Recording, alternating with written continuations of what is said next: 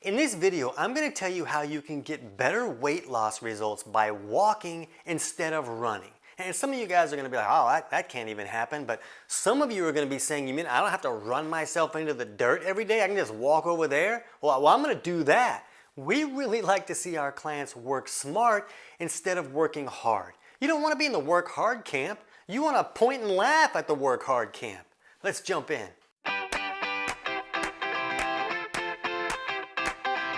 TC Hale is not a doctor and does not claim to be a doctor licensed in any type of medical field. Don't be an idiot and use anything heard on the show as medical advice. This information should be used for educational purposes only, and you should contact your doctor for any medical advice. Now get off me. So a lot of people are so hell-bent on running because they're still viewing weight loss like it's this calories in, calories out model. And we know that's not true anymore. That's what we believed back when we thought our Rubik's Cube was hard to solve. Now people solve 5 or 6 at a time while they're standing on their head playing Pearl Jam in a tuba. So we need to change what we believe as we learn new things. It's really not about calories in, calories out.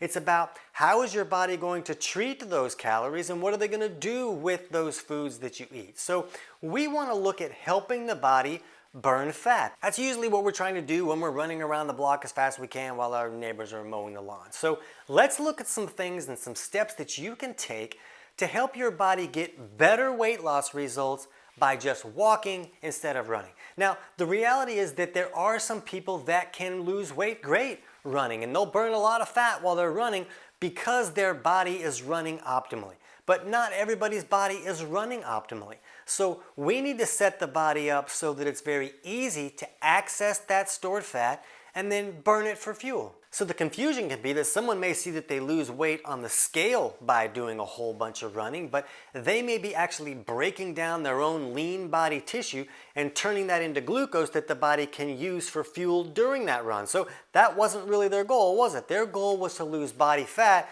but instead they're losing body tissue. But they see the scale go down, they're like, woohoo, I nailed it. So let's look at why this happens. So if running is very difficult for you, it may also be a sign that it's very difficult for your body. And if it's creating a stress in your body that is higher than the stress you really want to create, instead of burning stored fat for fuel during this run, your body is going to raise stress hormones, and these stress hormones can actually tell the body to store more fuel as fat. And these stress hormones can also tell the body to break down tissue, turn that into glucose through gluconeogenesis so we can use that fuel during this exercise. So when we're doing difficult resistance types exercises, the body really likes to use glucose or glycogen, which is stored glucose that's stored in the liver or the muscle tissues. It prefers that. Now, some people can burn fat doing resistance type workouts, but they really need to be quite fat adapted to pull that off. Most people are going to need to access glycogen or glucose to do a difficult workout. So for some people, running is very difficult. And one way we can look at this is what type of resources does your body have available, because that's different from person to person. So something you can do at home is you can just look at your blood pressure by picking up a blood pressure cuff at the pharmacy for $30 or $40. And if your systolic blood pressure number, which is that top number, is lower than 112, that's a really strong sign that there's not enough minerals in the system and there's probably not a lot of resources and nutrients as well. So when minerals go low, the most common cause is digestive malfunctions. So this can be another sign that you want to look at to see, is running right for me?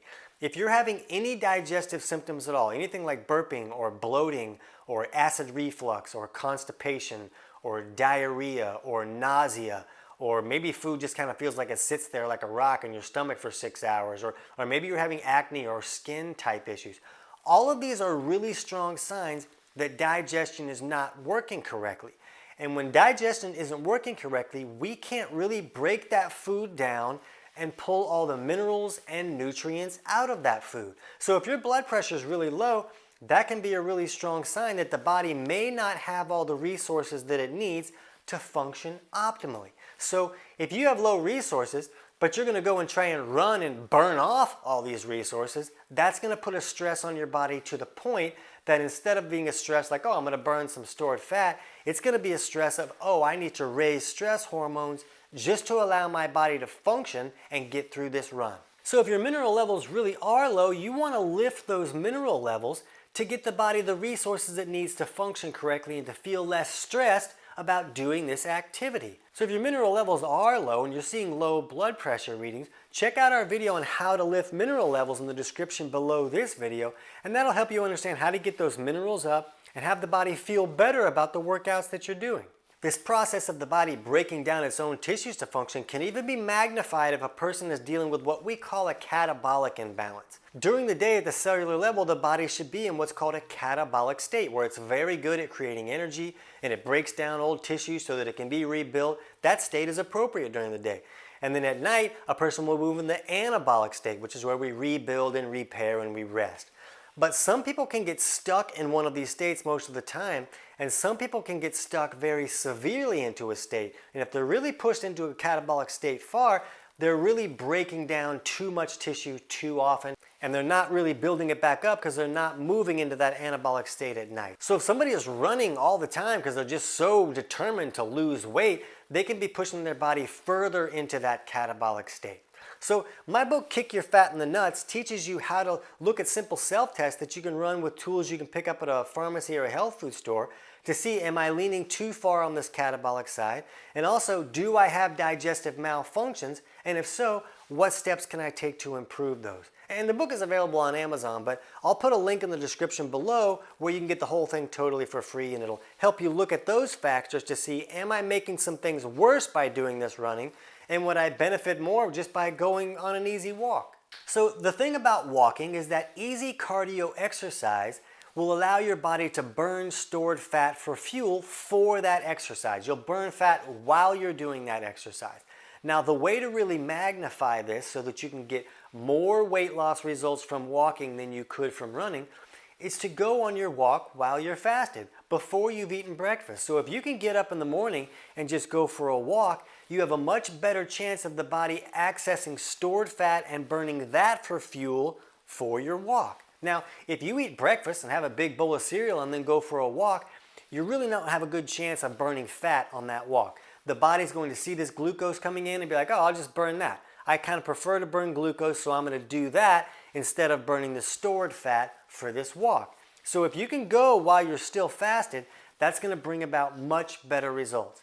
Now, to take this to the next level, the night before when you're having dinner, try to reduce your carb intake. If you can just have protein and green vegetables and some dietary fats, then you're going to allow insulin to come down overnight so that you're already in a fat burning mode.